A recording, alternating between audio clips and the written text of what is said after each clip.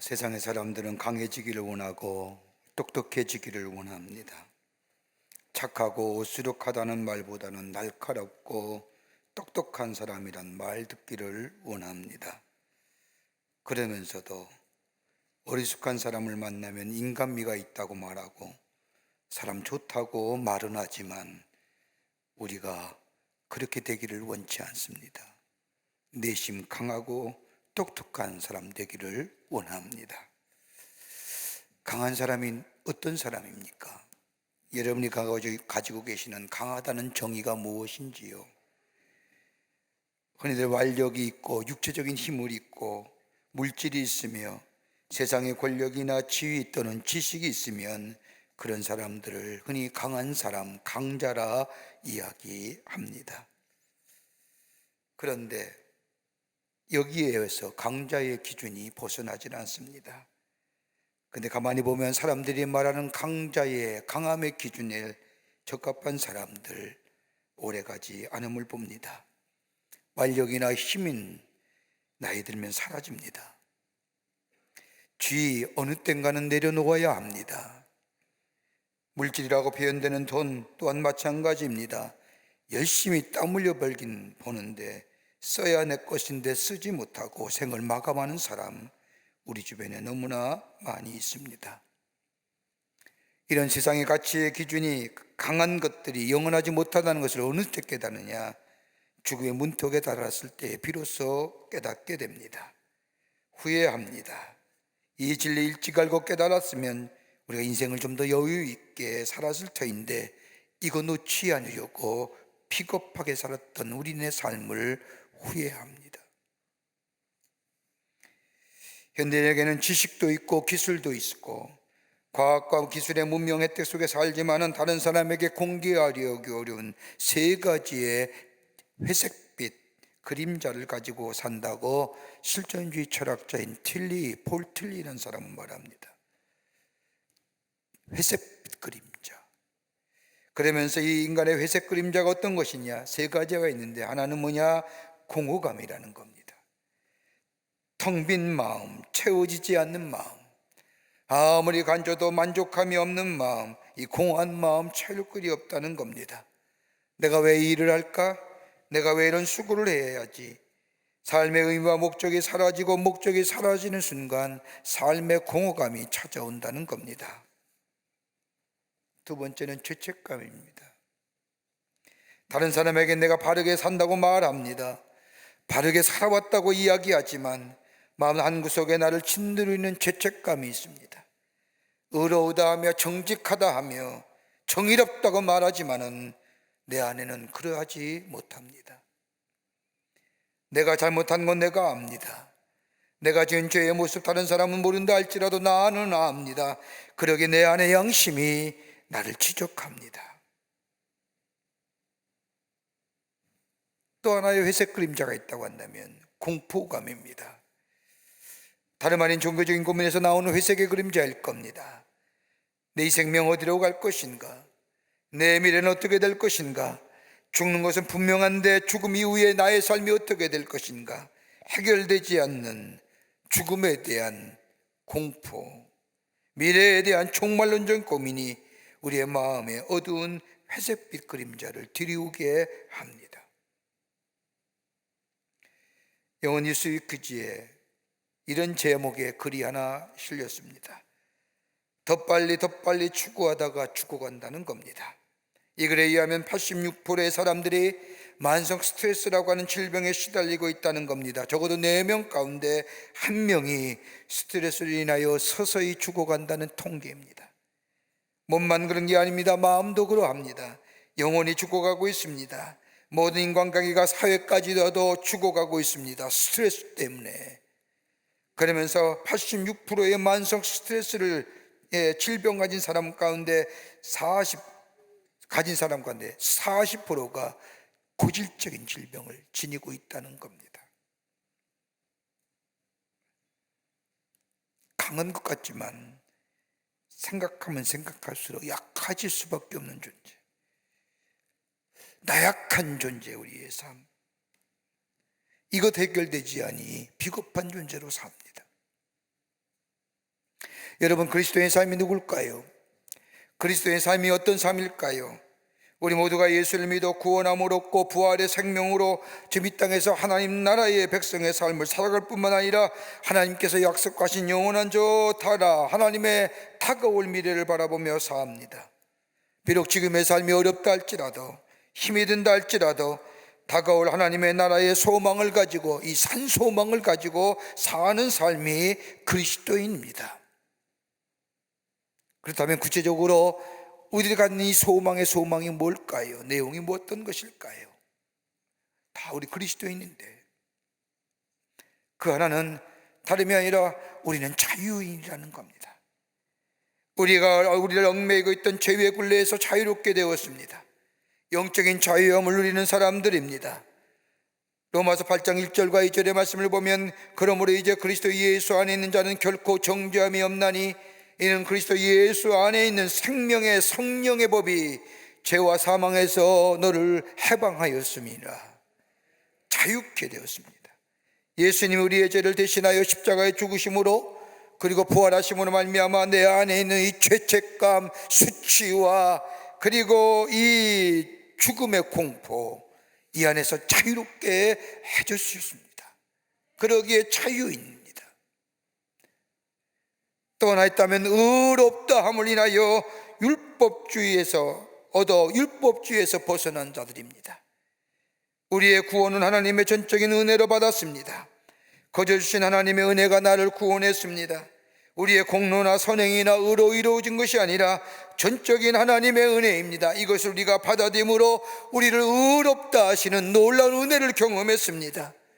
그러게 디도서 3장 7절의 말씀을 보면, 우리도 저희의 은혜를 힘입어 의롭다 하심으로도 영생의 소망을 따라 후사가 되게 하려 하심이라고 하는 말씀처럼, 은혜로 구원받은 백성들, 의롭다 여기심을 받은 백성들, 예수 그리스도를 믿음으로 말미암아, 저 아브라함이 하나님을 믿음으로 말미암아 의롭다 얻는 것처럼 우리가 예수 그리스도를 믿음으로 믿게 될 때에 우리를 의롭게 하시는 은혜.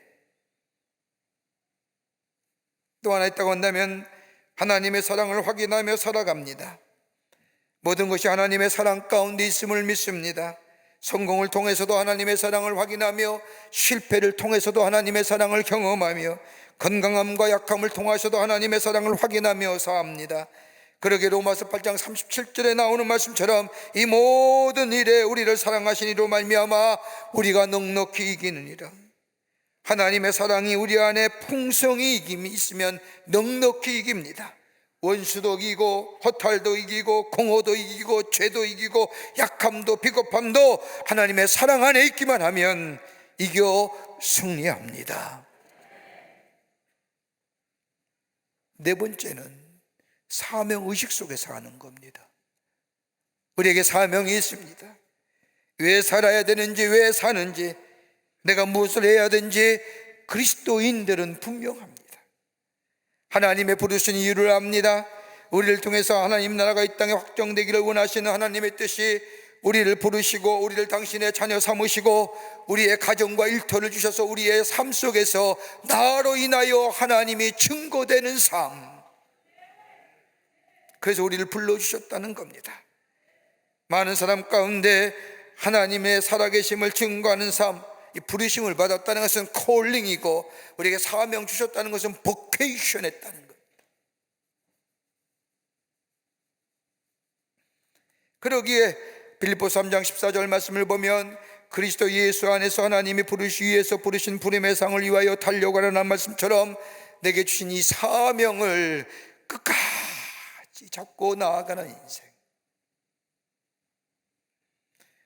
다섯 번째는 마지막을 사는 사람이 그리스도인입니다. 다른 말로 하면 최후의 승리를 믿는 사람이 그리스도인의 삶이라는 겁니다. 하나님의 약속하심과 더불어 약속의 성취를 믿습니다. 고린도전서 15장 57절의 말씀을 보면, 우리 주 예수 그리스도로 말미암아 우리에게 이김을 주시는 하나님께 감사하노라고 고백처럼 우리의 마지막이 불안한 것이 아닙니다. 불행으로 끝나는 것이 아니라 해피 엔딩으로 끝남을 믿습니다. 더 나아가 우리 하나님은 합력하여 소원을 이루심을 믿습니다. 여러분, 이만큼 강력한 인생이 어디 있을까요? 공허와 공포와 수치감과 죄책감 속에 스트레스 받으며 살아가는 삶이 아니라 자유로운 삶, 내 안에 기쁨에 충만한 삶, 사명으로 가지고 사는 사람, 누가 시켜서가 아니라 하나님의 부르심에 감격하며 의롭다 하심에 감격하며, 그리고 마지막에는 해피엔딩으로 사는 우리의 삶. 이만큼 강력한 인생이 어디 있을까요? 그러기 오늘 로마서 15장 1절의 말씀을 보면 바울은 로마 교회 성도들에게 편지하면서 믿음이 강한 우리를 향하여 믿음이 강하다는 겁니다.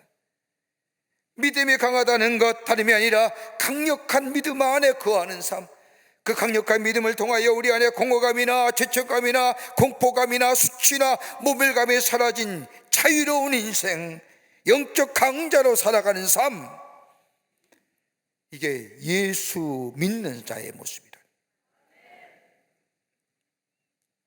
믿음이 강한 사람이 어떻게 살아야 되느냐, 이 세상 가운데 하나님 우리를 하나님의 자녀 삼으시고 우리 안에 흔들림 없는 이 굳건한 확신 속에서 영적 강자로 살아가게 하시는데, 그러면 우리의 삶이 구체적으로 이 땅에 어떤 영향을 미치며 어떻게 해야 살 것인가? 여러분이 다 영적 강자인 줄 믿습니다.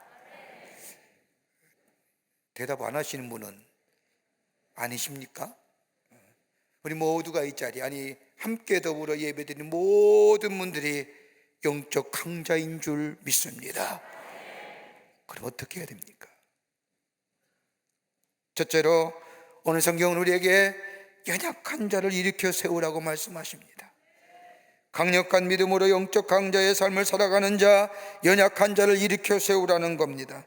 오늘 로마서 15장 1절의 말씀을 보면 믿음이 강한 우리는 마땅히 믿음이 약한 자의 약점을 담당하고 자기를 기쁘게 하지 아니할 것이라. 믿음이 약한 자의 약점을 담당하고라는 이 말씀 속에 담당하다고 하는 말은 헬라어로 바스타조라고 얘기하는데 들어올린다는 얘기입니다. 마치 군대에 생군할 때 뒤처지는 병사가 있습니다. 그 병사의, 연약한 병사의 짐을 대신 져주는 것이 담당하다는 겁니다. 믿음이 있다는 사람, 믿음이 약한 사람의 부족함을 채우라는 겁니다. 상대가 버거워하거나 허물이나 실수를 감춰주고 넘어지지 않도록 격려해주고 용기를 주라는 말씀입니다. 오늘 바울이 편지한 이 로마 교회는 신앙의 연조가 깊은 유대교 그리스도인들과 신앙의 연조가 짧은 이방의 그리스도인들이 함께 모여 예배하는 공동체였습니다. 성경에 대한 지식도 많고 하나님이 누구인지를 알며 예배가 어떤 건지 알고 오래 믿어서 신앙의 모습에 많이 알았던 유대의 그리스도인들, 저 이방의 사람들, 하나님의 존재를 잘 모르고 교회란 존재도 잘 모르는 저 믿음이 연약한 자들 무시하지 말고 우습게 여기지 말고 부족한 점, 약한 점을 잘 돌아보아 세우며 기도하며 도와주라는 겁니다. 고린도서 8장의 말씀을 보면 고린도 교회에 큰 하나의 문제가 생깁니다. 다름이 아니라 우상에 바쳐진 제물을 먹어야 되느냐 먹지 말아야 되느냐에 대한 의견이 그 안에서 분분했습니다. 그도 그럴 것이 고린도의 높은 산에는 저 아포로디테라고 하는 신전이 있었습니다. 고린도의 사람들은 제일 이른 아침에 그 제물들을 모아다가 저 아포로디테 신전에 앞에 제물을 바치고 나서, 그리고 나서 그 제물을 가다가 저 고린도의 시장에 팔아 모든 사람들이 먹게 했습니다. 기독교인은 하나님만을 섬기는데 저 고린도에 사는 그리스도인들, 저 아프로디테의 신전에게 드려진 제물을 사서 먹을 수 있느냐? 믿음이 연약한 자들이 믿음이 강한 자들, 오래 믿었던 사람들에게 질문합니다. 그럴 때 이로 인해서 논쟁이 벌어질 때에 바울은 고린도 교회 성도들에게 편지하기를 그런 일에 제한받아서는 안 된다고 말하면서도 다른 형제들에게, 바울이 말하는 다른 형제란 믿음이 약한 자들에게 그것을 먹음으로 인하여 영향을 준다고 한다면 먹지 않는 것이 좋느니라. 먹지 말라는 거예요. 오늘 읽지 않았지만 로마서 14장 14절과 15절의 말씀을 보면 내가 주 예수 안에서 알고 확신하노니 무엇이든지 스스로 속된 것이 없으되 다만 속되게 여기는 그 사람에게는 속되니라. 만일 음식으로 말미암아 내 형제가 근심하게 되면 이는 내가 사랑으로 행하지 아니함이라. 그리스도께서 대신하여 죽으신 형제들 내 음식으로 망하게 하지 말지니라. 내가 예수 안에서 알고 확신하노니 무엇인지 스스로 속된 것이 없다는 거예요. 속되게 여기는 그 사람이 속된 사람이에요. 그런데 혹 내가 먹는 것으로 인해서 다른 형제가, 연약한 자가 넘어지거나 시험 들거나 그러면 먹지 말라는 거예요.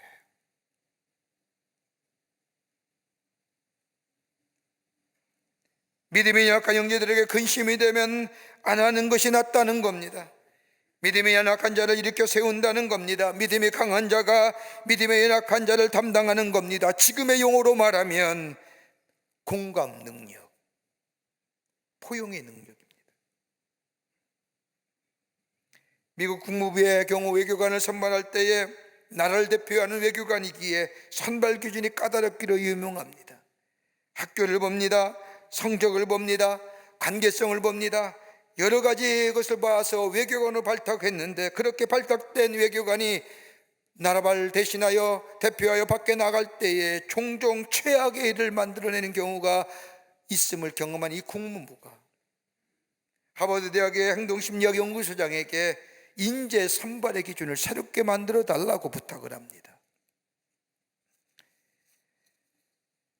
이때 새롭게 선발된 외교관의 선발 기준을 만들었는데 그 선발 기준에는 기술과 지식이 중요한 것이 아니라 어떻게 타인에 대하여 공감 능력의 지수가 높은가, 다른 사람을 얼마나 포용할 수 있느냐, 포용 능력의 지수가 높은가, 상황을 분석하는 분석의 능력이 얼마나 높은가, 이것을 보고 외교관으로 뽑았다는 겁니다. 성서적 용어로 말하면 국률함이에요. 스프렁케노라는 거예요. 다른 사람의 아픔을 내 아픔으로 여기는 거예요. 다른 사람이 슬퍼할 때 함께 슬퍼하고 다른 사람이 기뻐할 때 함께 기뻐할 수 있는 이 공감의 능력, 그리고 다른 사람의 부족함과 연약함을 포용할 수 있는 이 포용의 능력. 여러분, 하나님 우리를 향하여 뭐라고 얘기하십니까? 너는 하나님 나라의 대사라고 얘기합니다. 우리를 향하여 저 하나님 나라의 대사, 하나님 나라를 대표하는 자, 다른 말하면 하나님이 우리를 향하여 뭐라고 얘기합니까? 너는 하나님 나라의 메시지 그 자체라고 하는 거예요. 우리가 메시지 그 자체예요.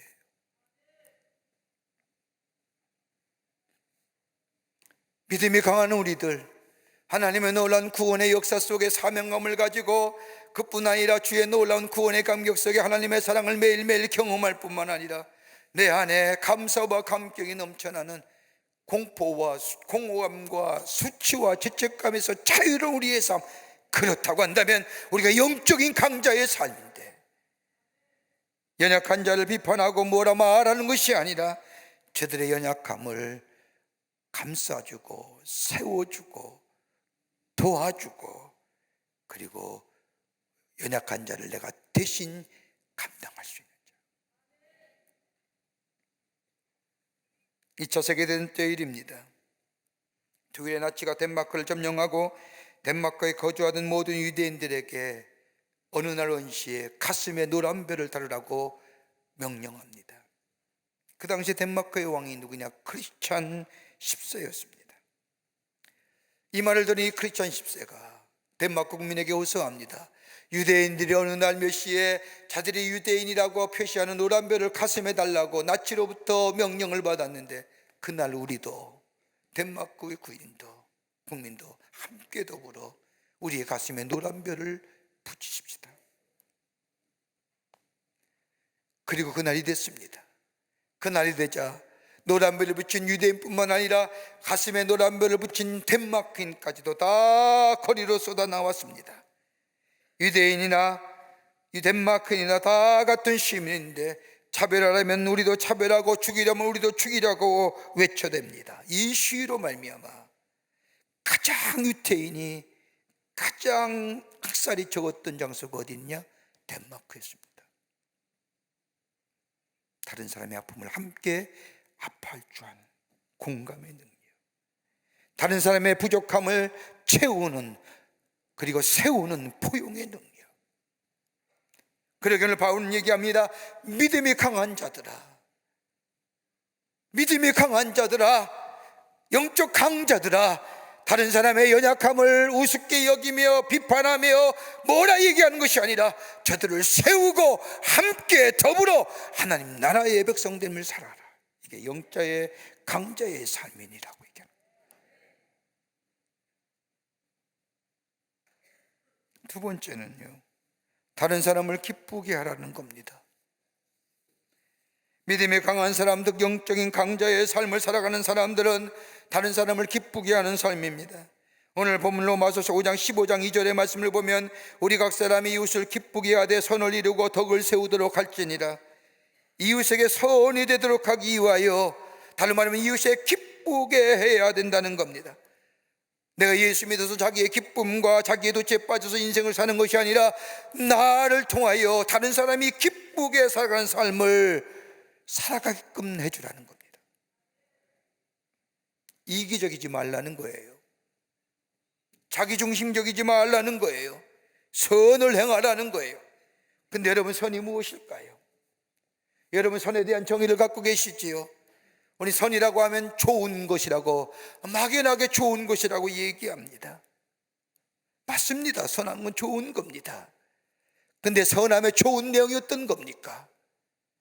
다시 묻습니다. 선한 건 좋은 겁니다. 좋은 내용이 어떤 겁니까? 우리를 향하여 하나님은 선하시다고 고백하며 우리를 선함과 선한 행위라고 얘기하는데, 선한 건 좋은 것 아닌데 도대체 좋은 것에 어떤 좋은 것일까요? 우리는 굳이 선함의 내용을 찾는다고 한다면 창세기 1장의 말씀을 보면 하나님께서 세상을 창조하시는 장면이 나옵니다. 하늘과 땅을 놓으시며 하나하나의 세계, 하나님께서 창조하실 때마다 하나님이 하신 말씀이 있습니다. 뭐라고요? 보시기에 좋았더라. 점차차 그 보시기에 좋은 강도가, 여러분, 성경 속에 흐르는 귀한 미묘한 감정 속에 하나님의 창조의 기사를 가만히 보면 그 하나님의 보시기에 좋은 감정이 점점 상승 곡선을 이루어 마지막 인간을 창조하실 때 하나님 뭐라고 얘기하십니까? 보시기에 심히 좋았더라. 여러분, 우리의 삶 가만히 생각해 보세요. 기분이 상승될 때, 야, 기분이 너무 좋다 하지, 순순간에 한순간에 야, 기분이 너무 좋다, 이런 얘기를 하는 사람 별로 없어요. 기분이 고조되어 가야지. 이렇게 본다면 창세기에 나온 하나님의 창조의 기사를 가만히, 하나님이 뭐예요? 좋으신 거예요. 하나를 창조할 때마다 너무 좋으신 거예요. 그 기쁘심이 마지막 인간을 창조하실 때에 당신의 형상대로 지은 인간의 모습을 보면서 야, 보기에 너무너무 심히 좋았더라 라고 하는 거예요. 그러니까 선한 것은 뭐예요? 좋은 거예요. 구체적인 내용을 창세기 1장에서 찾아보면 하나님의 창조의 기사에 나타난 하나님의 선한 행위는 다름이 아니라 질서가 있으며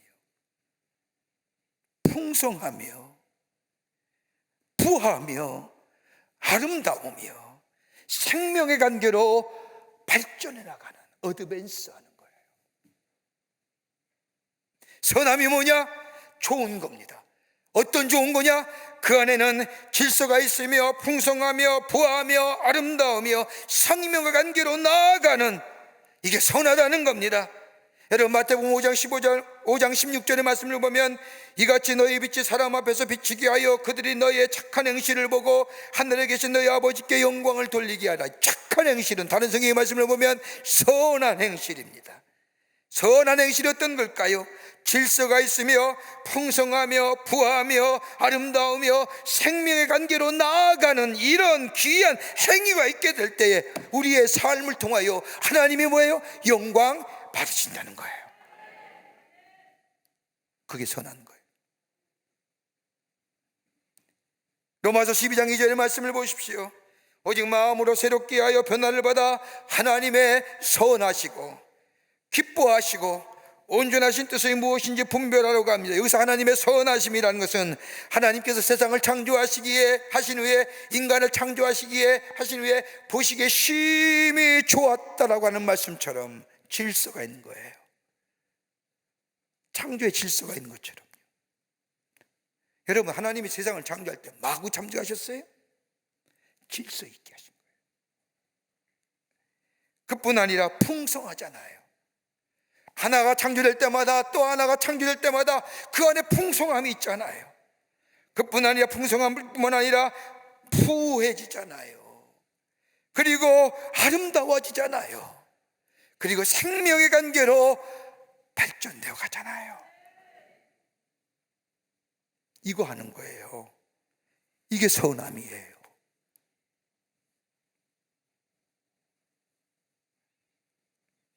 선함으로 다른 사람을 기쁘게 하라는 겁니다. 여러분, 다른 사람을 기쁘게 한다는 게 어떤 걸까요? 우리는 굳이 성경 말씀 가운데 한 사건을 이야기한다면 고린도전서 16장 15절에 나오는 말씀일 겁니다. 바울이 에베소에서 복음을 전할 때 고린도 교회의 소식을 듣습니다. 안타까운 소식입니다. 서로 분파로 나누었다는 겁니다. 나는 아볼로파, 나는 게바파, 나는 바울파. 그뿐 아니라 은사 가지고 싸웁니다. 하나님의 교회를 섬기며 세우는 데 쓰임받을 하나님의 은사를 가지고 네 은사가 좋느니 나쁘니, 네 은사가 귀하느니 네 은사가 천하느니. 그뿐 아니라 그로 인하여 사랑이 무너져갔습니다. 성도 간에 다툼만 있습니다. 더 나아가 예수 그리스도의 부활의 사상을 이단 사상의 영향을 받아 믿지 않으려고 합니다. 이 말을 듣는 바울이 고린도 교회를 바라볼 때마다 얼마나 가슴이 미어지는지요. 바울이 고린도 교회를 세운 사람입니다. 아덴에서 복음을 전하다가 야밤에 뛰쳐나와 70km 떨어진 고린도에 와서 2년 반 동안이나 하나님의 말씀을 전하며 교회를 세웠습니다. 그러기에 하루 100길입니다. 배 타고 하루만 걸러가서 저 고린도에 가서, 야 아무개 너는 잘못됐어, 아무개 너는 취해, 이렇게 이야기해 주면 쉽게 문제는 해결됩니다. 근데 문제는 뭘까요? 지적질 당하는 시험 들잖아요. 뭐가 조금만 얘기해도 시험 드는데, 넌 아니야, 잘못돼서 얘기할 때 이 엄청난 얘기를 듣는 사람은 얼마나 낙심되고 시험 들까요? 또 너는 잘 지켰어, 네가 맞아 라고 칭찬받으면 얼마나 교만해질까요? 그렇게 바울은 못 가는 거예요. 기도만 하는 거예요. 답답한 마음 겨눌 수 없어요. 그런데 성경 말씀을 보면 세 사람이 바울을 찾아오지요. 스데바노와 부디나도와 고이가 바울을 찾아와서 얘기합니다. 그런데 고린도전서 16장 18절의 말씀을 보면 어떤 내용을 얘기했는지 모르지만은 저들이 나와 너의 마음을 시원케 했느니라. 이 말 한마디에 스데바노와 부디나도와 아가이오가 무슨 얘기했는지 우리가 짐작하잖아요. 목사님, 편안해졌습니다. 나눠짐도 사라지고요, 하나 됐습니다. 은사 가지고 싸우지 않습니다. 하나님의 몸된 제단을 위하여 우리가 열심히 주신 은사를 가지고 섬깁니다. 바울과 게바와 바울게 아볼로파가 어디 있습니까? 우리 다 예수 그리스도에 안에서 한 형제입니다. 나를 위하여 십자가에 돌아가심을 내가 믿습니다. 나를 위하여 3일 만에 부활하심을 믿습니다. 우리의 부활의 예표가 되심을 믿습니다. 예수 그리스도의 부활이 있는 겁니다. 그런 말 하지 않았을까요? 그러기에 바울이 저가 너의 마음을 시원케 했다. 자, 바울이 들었던 그 말씀이 뭘까요? 복음이에요. 예수 그리스도의 복음이에요. 복음 들었을 때에 바울의 마음이 기뻤다는 거예요. 여러분, 복음이 무엇입니까? 예수님 우리 가운데 오셨다고 얘기합니다. 요한복음 1장 14절의 말씀을 보면 말씀의 육신대 우리 가운데 거하심에 말씀 로고스 진리 되신 예수님께서 태초에 부으시던 이 말씀이 인간의 몸을 입으시고 이 땅에 오셨다, 성육신 하셨다, 인카네이션이다. 그리고 우리 가운데 거하신다, 임마누엘이다. 그 복음이 어떠신 거예요? 복음은 우리를 위로하지 않습니까? 복음은 우리를 격려하고요, 복음은 우리를 새롭게 하실 뿐만 아니라 복음 안에는 용서의 능력이 있고 치유의 능력이 있습니다.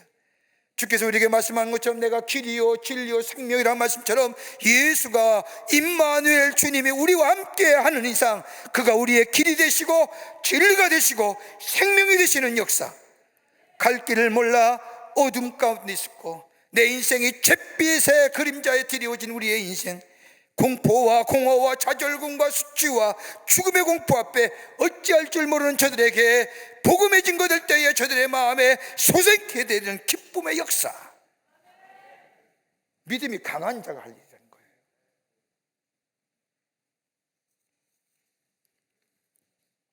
거기에 질서가 있고 거기에 풍성해지며 거기에 부해지며 아름다워지며 생명의 관계가 이루어지며 새로운 본성의 관계로 나아가는 이 복음의 역사. 뭘 다른 사람에게 세워줘요?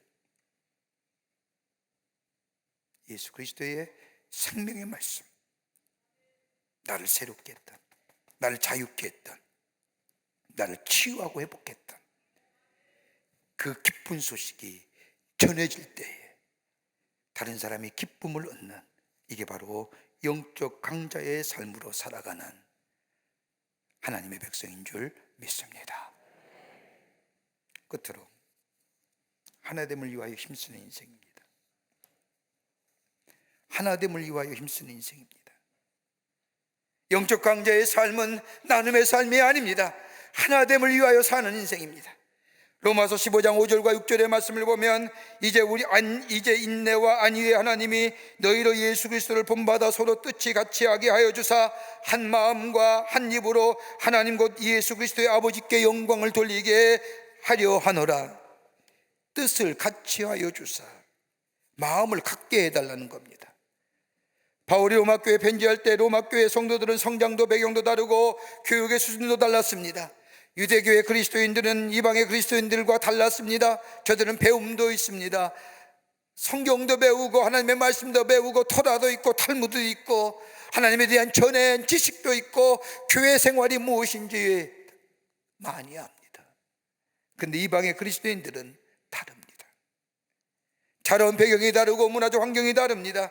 그러기에 이질감을 가질 수밖에 없습니다.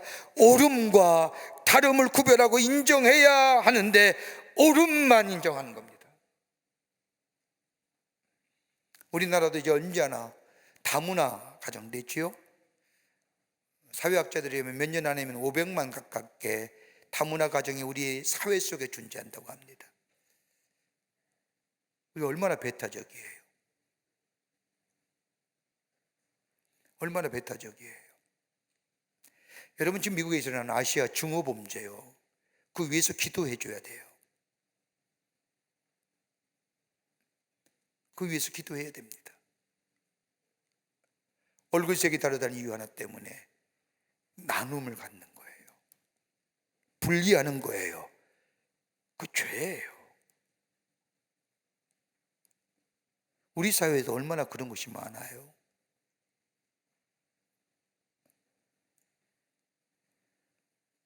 옳음과 다름을 구별하고 인정해야 되는데 옳음만 얘기하고 다름을 인정하네요.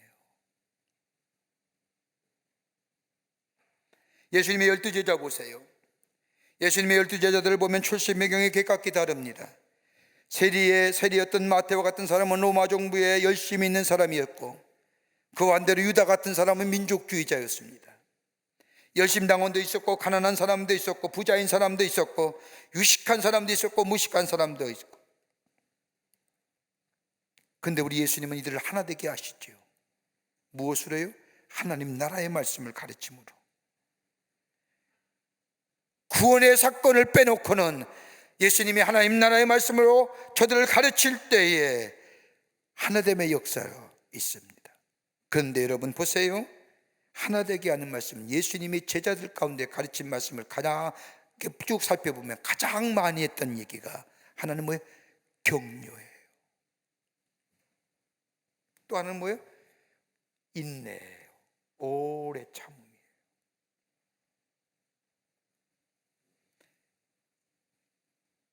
인내와 참 격려함으로 저들을 하나 되게 하셨던 것을 보게 됩니다. 오늘 읽은 로마서 15장 4절의 말씀을 보더라도 무엇이든지 전에 기록된 바 우리의 교훈을 위하여 기록된 것이니 우리로 하여금 인내 또는 성경의 안위로 소망을 가지게 하려 함이라. 인내함과 더불어 안위가 뭐예요? 위로, 격려예요. 여러분, 하나님을 닮아간다는 게 뭘까요? 여러분, 하나님에게는 두 가지의 속성이 있어요. 하나는 절대적 속성, 감히 인간이 넘볼 수 없는 하나님만이 가지고 있는 속성. 뭘까요? 전능하신 하나님, 전지하신 하나님, 창조되신 하나님. 이건 인간이 감히 넘볼 수 없는 하나님만이 가지고 있는 절대적 속성이에요. 그런데 하나님도 가지고 계시고 우리 인간에게도 주신 속성이 있어요. 겸손, 온유,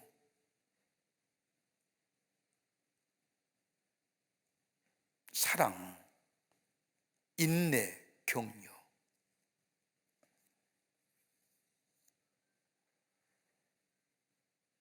하나님을 닮아간다는 것은 하나님이 가지고 계시는 절대적 속성이 아닌 하나님도 가지고 계시고 인간도 가지고 있는 이 상대적 속성, 다른 말로 말하면 하나 되게 하는 것은 하나님이 다른 게 아니라 인내함과 격려라고 하는 거예요.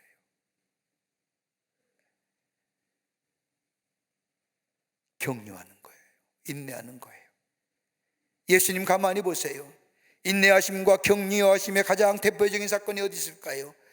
예수님이 십자가 사건 앞에 두고 제자들과 함께 마지막 만찬하는데 그 자리에 얼마 안 있으면 예수님을 팔 가룟 유다가 그 자리에 앉습니다.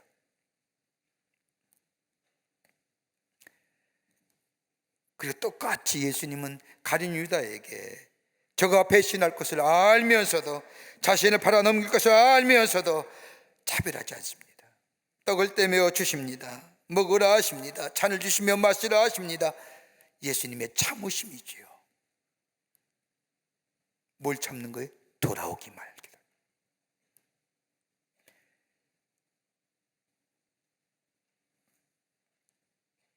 여러분, 하나 된다는 것에는 하나됨이라는 의미의 단어가 여러 가지가 있습니다.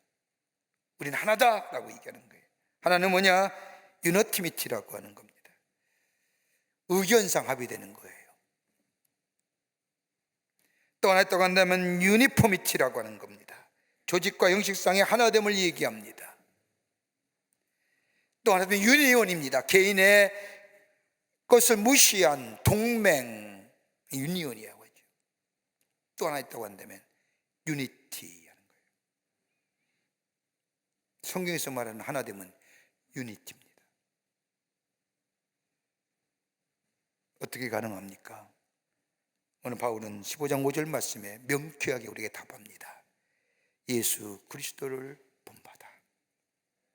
예수님이 격려하시고 인내하시고 위로하신 것처럼 우리 안에 말씀의 육신이 되어 우리 가운데 오신 그 예수님이 내 안에 계시면 주님이 그러했듯이 다름을 인정하는 겁니다. 그리고 저를 격려하는 겁니다. 그리고 저에게 참는 겁니다.